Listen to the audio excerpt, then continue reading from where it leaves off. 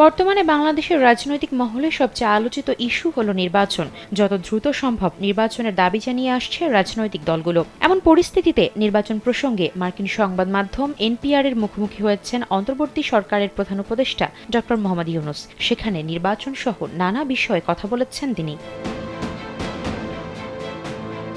অন্তর্বর্তীকালীন সরকারের দায়িত্ব গঠন, বাংলাদেশের বর্তমান পরিস্থিতি, ভবিষ্যৎ রাষ্ট্রটি কেমন হবে এসব নিয়ে তার বক্তব্য জানতে চেয়েছিলেন মার্কিন পাবলিক ব্রডকাস্টিং সংস্থা এনপিআর এর সাংবাদিক মিশেল মার্টিন। গত ২৭ সেপ্টেম্বর নিউ ইয়র্ক সিটিতে নেওয়া সাক্ষাৎকারটি সোমবার প্রকাশ করেছে এনপিআর।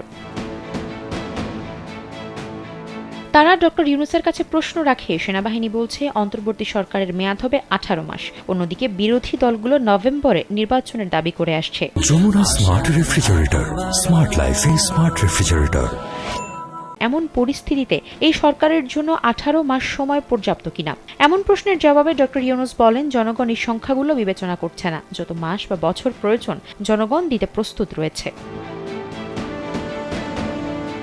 কেউ কেউ আবার বলছে এটি দ্রুত করা উচিত, কারণ সরকার দীর্ঘায়িত হলে তিনি অজনপ্রিয় হয়ে যেতে পারেন। আবার কেউ কেউ বলছে এই সংস্কার শেষ করতে হবে, সুতরাং এই সরকারকে দীর্ঘ সময় ধরে থাকতে হবে। তাই এই নিয়ে বিতর্ক চলছে বলেও মন্তব্য করেন তিনি।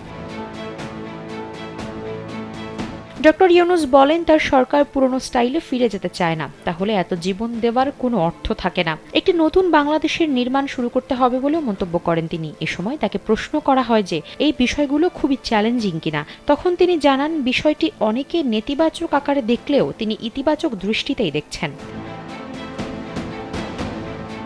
সাক্ষাৎকারে ডক্টর ইউনূস বলেন, খুবই অদ্ভুতভাবে ঘটনার পালাবদল হয়েছে। প্রধান উপদেষ্টা হিসেবে শপথ নেওয়ার আগে তিনি প্যারিসে ছিলেন। তিনি বাংলাদেশে ফিরে যাবেন না বা গেলে তাকে গ্রেপ্তার করা হবে কিনা তা নিয়ে দ্বিধান্বিত ছিলেন, কারণ আগের সরকার প্রধান তার উপর ক্ষুব্ধ ছিলেন। তখন ডক্টর ইউনূস বাংলাদেশ থেকে কল পান যে শেখ হাসিনা পদত্যাগ করেছেন, তাকে সরকার প্রধান হওয়ার জন্য অনুরোধ করা হয়। এটি বড় অবাক করার বিষয় ছিল বলে মন্তব্য করেন তিনি। এর আগে রোববার জাপানের রাষ্ট্রীয় টেলিভিশন এনএইচকে নির্বাচন প্রসঙ্গে ডক্টর ইউনূসের একটি সাক্ষাৎকার প্রকাশ করে। সেখানেও তিনি বলেছিলেন, যত দ্রুত সম্ভব প্রয়োজনীয় সংস্কার শেষে নির্বাচন আয়োজন করা হবে। আফসারা নাজ, কালবেলা।